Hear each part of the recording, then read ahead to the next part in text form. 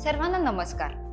या व्हिडिओमध्ये आपण सिंगल फेज एसी मोटर कशी चालू करायची, चालवायची आणि तिचे रोटेशनची दिशा रिव्हर्स करण्याबद्दल जाणून घेऊया। या व्हिडिओच्या शेवटी करण्यास सक्षम व्हाल रोटेशन स्टार्ट करणे, रोटेशन रन करणे आणि रोटेशनची दिशा रिव्हर्स करणे। इंडक्शन स्टार्ट आणि induction run motors direct online स्टार्टरद्वारे, कॅपॅसिटर स्टार्ट आणि induction run motors, capacitor start आणि capacitor run induction motors, repulsion motors आणि स्टेपर मोटर्स। शिकण्याच्या सुलभतेसाठी आम्ही या अभ्यासाचे 2 भाग केले आहेत। भाग 1 मध्ये उद्दिष्ट 1 आणि 2 असेल। भाग 2 मध्ये उद्दिष्ट 3 आणि 4 चा समावेश असेल। चला तर या प्रॅक्टिकलसाठी लागणारी टूल्स, इक्विपमेंट्स आणि मशिनरी एकत्र करूया। Electrician tool kit, pulley puller, moving iron voltmeter, moving iron ammeter, megger, single phase induction start, induction run motor, DOL starter for single phase motor, capacitor start induction run motor, capacitor start capacitor run motor, repulsion motor, bipolar stepper motor, regulated power supply, GI wire, PVC copper wire, IC/DP switch। DOL starter द्वारे induction start induction run मोटरचा DOR म्हणजे rotation start करणे, run करणे आणि रोटेशनची दिशा reverse करणे होय। दिलेल्या मोटर, स्टार्टर आणि IC/DP ची संपूर्ण कनेक्शन आकृती काढा। स्टार्टिंग आणि रनिंग वाइंडिंग ओळखा। बहुतेक सिंगल फेज इंडक्शन मोटर्सना 2 वाइंडिंग असतात, स्टार्टिंग वाइंडिंग आणि रनिंग वाइंडिंग। मोटर सुरू होण्यासाठी आवश्यक इनिशियल टॉर्क प्रदान करण्यासाठी स्टार्टिंग वाइंडिंगचा वापर केला जातो, तर रनिंग वाइंडिंगचा उपयोग मोटरच्या तिच्या ऑपरेटिंग स्पीडपर्यंत पोहोचण्यानंतर चालू ठेवण्यासाठी केला जातो। मल्टीमीटरला रेझिस्टन्स मोडमध्ये सेट करा। दोन्ही वाइंडिंगची रेझिस्टन्स व्हॅल्यू मोजा।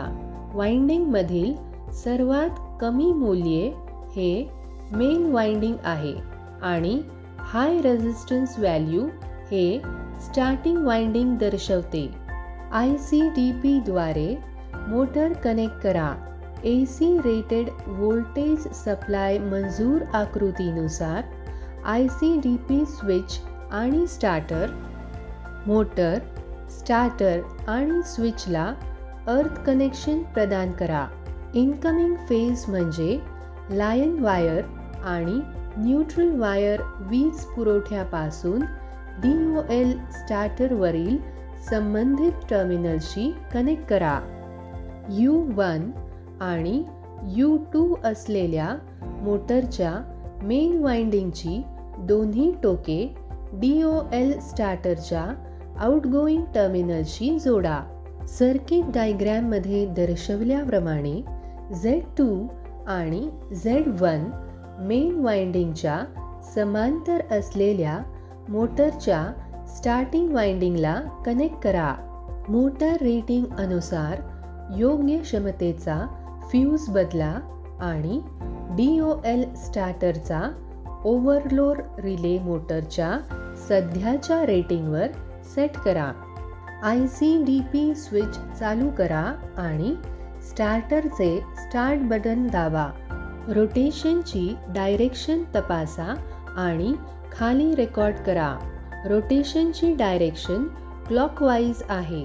स्टॉप बटन दाबून मोटर थांबवा।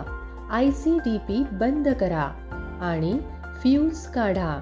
IC/DP सर्किटमध्ये कोणताही बदल करण्यापूर्वी स्विच बंद करणे आवश्यक आहे आणि फ्यूज काढून टाकणे आवश्यक आहे. सर्किट डायग्राममध्ये दर्शवल्याप्रमाणे starting winding terminal Z1 main वाइंडिंगच्या U2 ला आणि स्टार्टिंग वाइंडिंगचे Z2 मेन वाइंडिंगच्या U1 शी कनेक्ट करा. फ्यूज होल्डरमध्ये फ्यूज कॅरियर बसवा. त्यानंतर ICDP चालू करा. DOL स्टार्टरमधील स्टार्ट बटन दाबा आणि मोटरच्या फिरण्याची दिशा अँटी क्लॉकवाईज असल्याचे निरीक्षण करा. मोटर बंद करा. स्टार्टिंग आणि मेन वाइंडिंग्सला त्यांच्या मूळ स्थानावर परत जोडा आणि आता फक्त मेन वाइंडिंग टर्मिनल्सची अदलाबदल करा. मोटर सुरू करा आणि रोटेशनची डायरेक्शन क्लॉकवाईज असल्याचे पहा. निष्कर्ष: यावरून हे स्पष्टपणे लक्षात येते की इंडक्शन स्टार्ट इंडक्शन रन मोटरच्या रोटेशनची डिरेक्शन मेन वाइंडिंग किंवा स्टार्टिंग वाइंडिंगची अदलाबदल करून साध्य करता येते, परंतु दोन्ही करता येत नाही. Single phase capacitor start run मोटरचा DOR स्टार्ट रन करा आणि रिव्हर्स करा. मोटरचे टर्मिनल्स ओळखा आणि सर्किट आकृतीनुसार कनेक्शन बनवा. ICDP स्विच, स्टार्टर आणि मोटरला अर्थिंग करणे सर्वात आवश्यक आहे. सर्किट डायग्राममध्ये दर्शवल्याप्रमाणे DOL स्टार्टरला इनपुट पॉवर सप्लाय आणि DOL स्टार्टरपासून ॲमीटर आणि व्होल्टमीटरद्वारे अनुक्रमे आणि समांतर मोटर टर्मिनल्सशी कनेक्ट करा.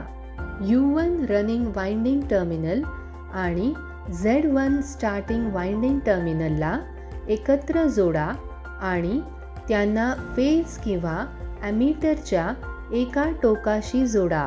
सेंट्रीफ्युगल स्विच आणि कॅपॅसिटरला सिरीजमध्ये स्टार्टिंग वाइंडिंग टर्मिनल Z2 आणि कॅपॅसिटर टर्मिनलच्या दुसऱ्या टोकाला U2 आणि नंतर न्यूट्रलशी जोडा. मोटरच्या रेटिंगनुसार ICDP स्विचमध्ये फ्यूज वायर द्या आणि DOL स्टार्टरमधील ओव्हरलोड रिले ॲम्पियर मोटरच्या रेटेड मूल्यावर सेट करा. ICDP चालू करा. स्टार्टरच्या मदतीने मोटर सुरू करा आणि स्टार्टिंग करंट, सामान्य रनिंग करंट आणि रोटेशनची डिरेक्शन सारणीमध्ये तपशील प्रविष्ट करा. रोटेशनची डायरेक्शन बदलण्यासाठी स्टार्टर वापरून मोटर थांबवा आणि ICDP बंद करा आणि फ्यूज कॅरियर काढा. रोटेशनची डायरेक्शन बदलण्यासाठी एकतर स्टार्टिंग वाइंडिंग टर्मिनल किंवा रनिंग वाइंडिंग टर्मिनल बदला. सेंट्रीफ्युगल आणि कॅपॅसिटरच्या सहाय्याने रनिंग वाइंडिंग टर्मिनल्स U1 ते Z2 आणि स्टार्टिंग वाइंडिंग टर्मिनलच्या Z1 ला कनेक्ट करा. ICDP स्विचमधील फ्यूज होल्डरमध्ये फ्यूज कॅरियर घाला आणि स्टार्टरमधील स्टार्ट बटन दाबून मोटर सुरू करा. रोटेशनच्या डायरेक्शनवरील परिणाम तपासा आणि परिणाम सारणीमध्ये रेकॉर्ड करा. निष्कर्ष: सिंगल फेज इंडक्शन मोटरच्या रोटेशनची डिरेक्शन एकतर मेन वाइंडिंग टर्मिनल किंवा स्टार्टिंग वाइंडिंग टर्मिनलची अदलाबदल करून बदलली जाऊ शकते, परंतु दोन्ही नाही. तर अशा प्रकारे या अभ्यासाचा भाग 1 समाप्त होतो. भाग 2 मध्ये सुरू ठेवूया.